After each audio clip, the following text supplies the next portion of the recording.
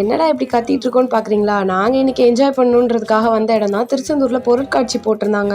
உள்ள போறதுக்கு entry ticket per பர்சனுக்கு 70 ருபீஸ் சார்ஜ் பண்ணாங்க. போனோடனே ஃபர்ஸ்ட் ஸ்னோ வேர்ல்டு தான் காமிச்சாங்க. வேற லெவல்ல குளிர் இருந்துச்சு. நல்ல டிஜே சாங்ஸ்லாம் போட்டு வைப் பண்ணிட்டு இருந்தாங்க எல்லாரும். நாங்க அப்படி சும்மா வீடியோ எடுத்துட்டு அப்படியே வெளியே வந்துட்டோம்.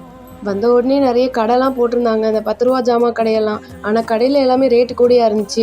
10 ரூபா ஜாமான் எல்லாம் 60 ரூபா 70 ரூபா இந்த மாதிரி வேற லெவல்ல ரேட் வச்சிருந்தாங்க. ஆனா நாங்க எதையுமே பர்ச்சேஸ் பண்ணல. குட்டி குட்டி கேம்ஸ்லாம் நிறைய வச்சுருந்தாங்க. இல்லைங்கான கேம்ஸ்லாம் விளாடணும்னு நினச்சிங்கன்னா கையில் நிறைய காசு கொண்டு போங்க. ஏன்னா ஜெயிண்ட் வீல், கொலம்பஸ் இந்த மாதிரி பெரிய பெரிய ரைடுக்கெலாம் 100 ரூபா சார்ஜ் பண்ணாங்க ஒரு ஆளுக்கு. என்ன பண்ணுறது, ஆசைப்பட்டோமேன்னு சொல்லிட்டு நாங்கள் கொலம்பஸில் மட்டும் ஏறிட்டோம். ஆனால் செம த்ரில்லிங்காக இருந்துச்சு. ரொம்ப ஹைட்டு போச்சு, ரொம்ப பயங்கரமாக இருந்துச்சு. எல்லாரும் ட்ரை பண்ணுங்க. அதுக்கப்புறம் என்ன, நம்மளோட செக்ஷனுக்கு வந்தாச்சு. பயங்கரமாக பசிக்க ஆரம்பிச்சிச்சு. ஏதாவது வாங்கி சாப்பிட்லான்னு சொல்லிட்டு ஃபர்ஸ்ட் டோக்கன் வாங்கிட்டு வந்துட்டோம். பானிபூரி ஏதோ 10 ரூபா இல்லை 20 ரூபா, அட்லீஸ்ட் 30 ரூபாயாவது இருக்குன்னு பார்த்தா 60 ரூபான்னு சொல்லிட்டாங்க.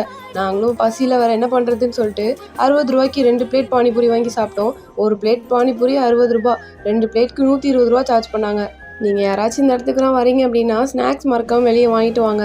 அதுக்கப்புறம் ஐஸ்கிரீம் வாங்கி சாப்பிட்லான்னு அங்கே போய் பார்த்தா அங்கேயே ரேட்டு ரொம்ப கூட வச்சுருந்தாங்க. ஒரு ஐஸ்கிரீம் 40 ரூபான்னு சொன்னாங்க. நானும் என் சிஸ்டருக்கு ஐஸ்கிரீம்லாம் வாங்கி கொடுத்தோம். 3 பேரும் சாப்பிட்டுட்டு அப்படியே கிளம்பிட்டோம். இந்த மாதிரி மோர் வீடியோஸ்க்கு நம்ம சேனலை சப்ஸ்கிரைப் பண்ணிக்கோங்க.